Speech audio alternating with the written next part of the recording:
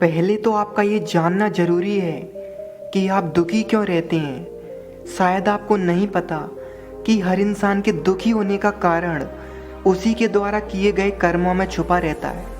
अगर इंसान अच्छे कर्म करता है तो उसे फल भी अच्छा मिलता है और उसे बुरे कर्मों का फल भी बुरा ही मिलता है। लेकिन अब आपके मन में एक प्रश्न उठेगा कि आखिर सही कर्म क्या होता है और सही कर्म कैसे करें।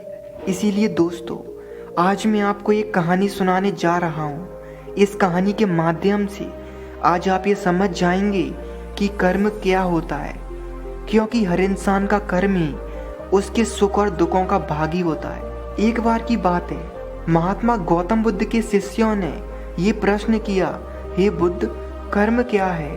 महात्मा गौतम बुद्ध मुस्कुराए और उन्होंने जवाब दिया, वत्स, मैं तुमको ये कहानी सुनाने जा रहा हूँ। इस कहानी के माध्यम से तुम सभी शिष्य समझ जाओगे कि कर्म क्या होता है।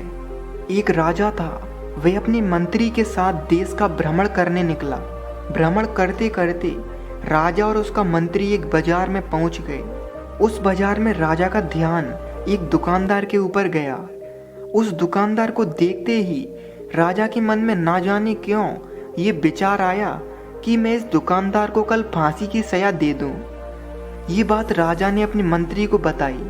मंत्री कुछ बोले उससे पहले राजा उस दुकानदार के दुकान के सामने से आगे जा चुके थे और दूसरी बात करने लगे थे। मंत्री बहुत ही चिंतित हो गया। मंत्री ये बात समझ नहीं पा रहा था कि दुकानदार की गलती क्या है।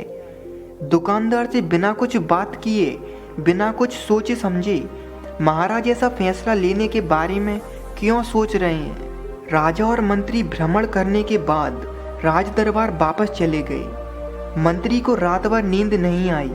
सुबह जागने के बाद मंत्री एक साधारण प्रजा का रूप बनाकर उस दुकानदार के पास गया और उस दुकानदार से पूछा, तुम क्या बेचते हो।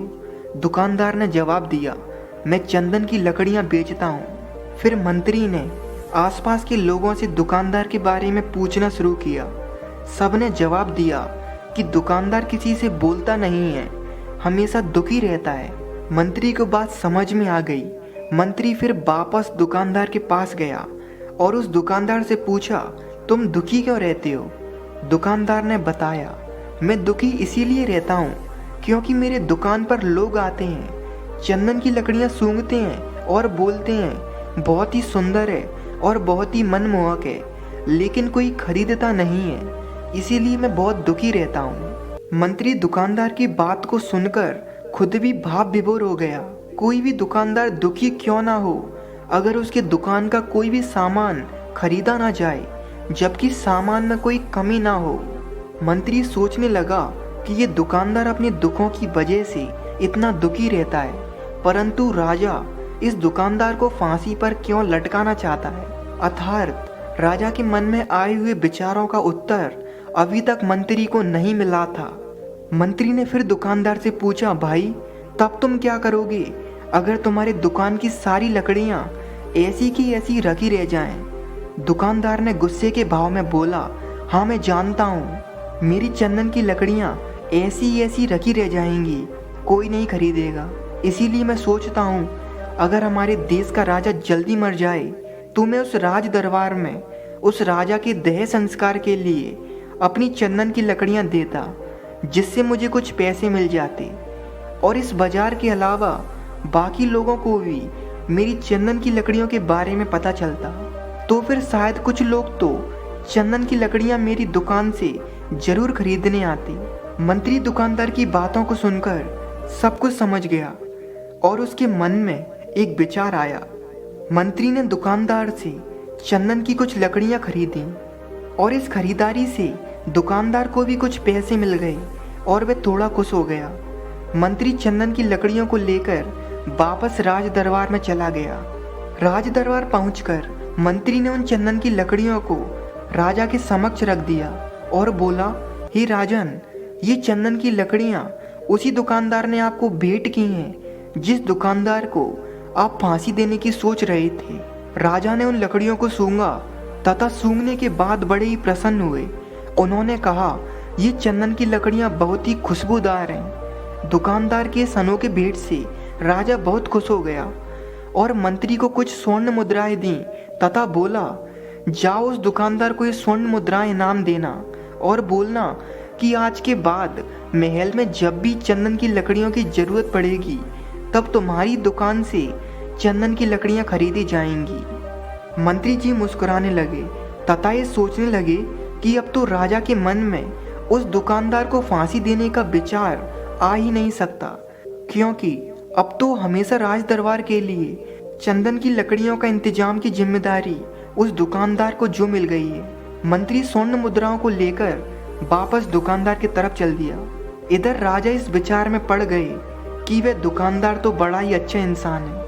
जिस वक्त मैं उसके बारे में ये सोच रहा था कि मैं उसको कल फांसी दे दूंगा, तब शायद उसके मन में उस समय विचार चल रहा था कि राजा पहली बार मेरे दुकान के सामने आए हैं, क्यों ना मैं उनको अपनी कुछ सुंदर और खूबसूरत लकड़ियां भेंट दे दूं।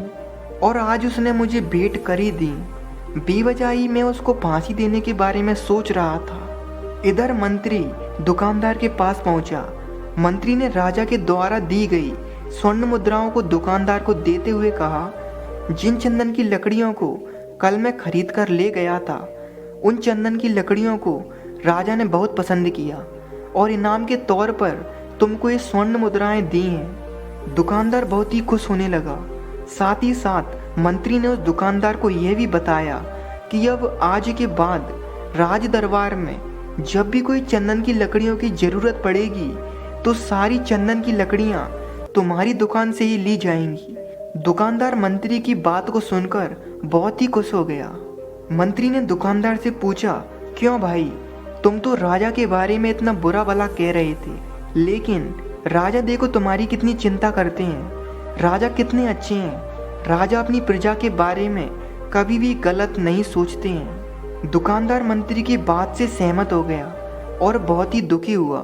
दुकानदार मंत्री से बोला, मैं कितना गलत सोचता था राजा के बारे में, राजा तो बड़े ही अच्छे हैं, बड़े ही भले राजा हैं, भगवान करें कि राजा की उम्र बहुत ही लंबी हो जाए। फिर मंत्री वहाँ से वापस राज दरबार को चल दिया और यहीं पर महात्मा बुद्ध ने इस कहानी को समाप्त कर दिया। फिर अपने शिष्यों से उन्होंने पूछा कि अब बताओ कि कर्म क्या है। किसी शिष्य ने कहा, कर्म बोले हुए शब्द हैं। किसी शिष्य ने कहा, कर्म वाणी है। तो किसी ने कहा, कर्म सोच है।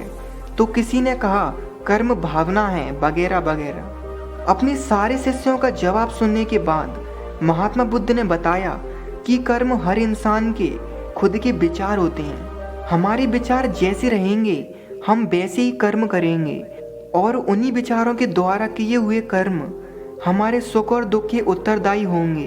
अर्थात हमारे विचार अगर गलत हैं तो हमारे द्वारा किए हुए हर कर्म गलत होंगे तथा इसका परिणाम भी गलत ही निकलेगा।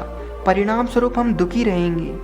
अगर हमारे विचार सही रहेंगे तो हम सही कर्म करेंगे, सही कर्म करेंगे तो फिर सही फल मिलेगा जिससे हम सुखी रहेंगे। इस कहानी से हमने ये सीखा कि अगर हमारे विचार सही रहेंगे, निष्पाप रहेंगे, तो उन्हीं निष्पाप और सही सोच की वजह से हम सही फैसले ले पाएंगे। जब सही फैसले लेंगे तब हमारे द्वारा किया हुआ हर काम सही होगा।